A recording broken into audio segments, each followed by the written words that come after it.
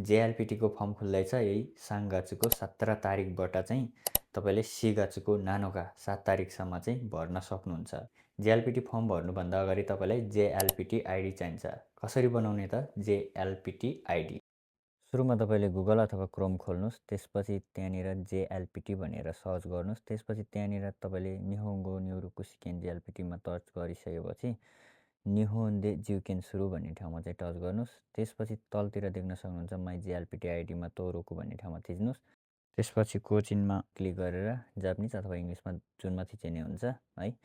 त्यसपछि तपाईँले यहाँनिर दोई सुरु भन्ने देख्नुहुन्छ तल, त्यहाँनिर थिच्नुहोस् है। त्यहाँनिर क्लिक गरेर जानुहोस्। त्यसपछि सुरुमा तपाईँले नाम लेख्नुहोस्। यहाँनिर चाहिँ तपाईँको नाम चाहिँ अल्फाबेटमा लेख्नुपर्ने हुन्छ है त। यहाँनिर तपाईँको नाम लेख्नुहोस्।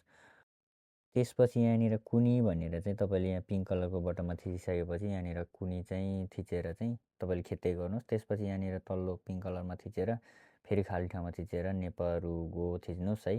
त्यसपछि खेत्दै गर्नुहोस्।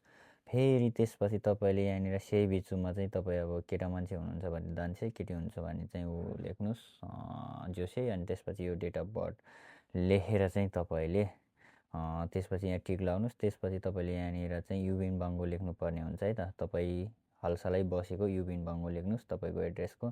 त्यसपछि यहाँनिर खेत्दै गरेर चाहिँ तपाईँको एड्रेसहरू यति आउँछ। त्यसपछि यहाँनिर चाहिँ तपाईँको एड्रेसको पछाडि त्यो नानबान्ची चोमेहरू चाहिँ लेख्नुहोस् है। त्यो लेखिसकेपछि चाहिँ तपाईँले तल चाहिँ तपाईँको बिल्डिङ नेम है, त्यो बिल्डिङ नेम र तपाईँको रुम नम्बर लेख्नुपर्ने हुन्छ है त। त्यो लेख्नुहोस्। त्यो लेखिसकेपछि तपाईँले त्यहाँनिर तलतिर चाहिँ तपाईँको फोन नम्बर लेखिदिनुहोस् है त। तपाईँको फोन नम्बर लेखिसकेपछि तपाईँलाई चाहिने भनेको अब इमेल एड्रेस, तपाईँको इमेल एड्रेस हाल्नुहोस्।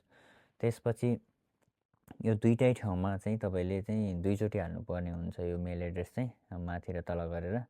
यहाँनिर चाहिँ दुईचोटि चाहिँ तपाईँले मेल एड्रेस हालिसकेपछि तपाईँले त्यहाँनिर पासपोर्ट राख्नुपर्ने हुन्छ है त। पासकोड है, पासकोड भनेको चाहिँ तपाईँले अब खोल्दाखेरि चाहिने पासकोड राख्नुहोस् है। यो सम्झिने गरेर राख्नुहोस् है त। यो पासकोड हो चाहिँ तपाईँले यो पासकोड चाहिँ अब तपाईँलाई मनमा लागेको अब नबिर्सिने गरेर यो पासकोड चाहिँ तपाईँले राख्नुपर्ने हुन्छ है त।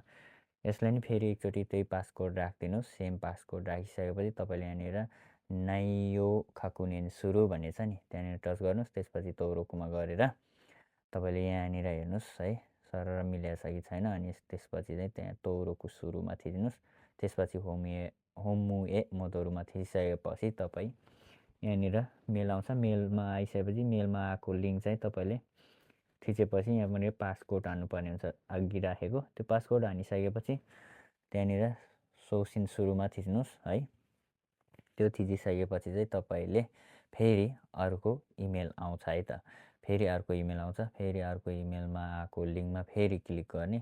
त्यसपछि त्यो लिङ्क क्लिक गरिसकेपछि यहाँनिर जेएलपिटी आइडी देखाउँछ है त।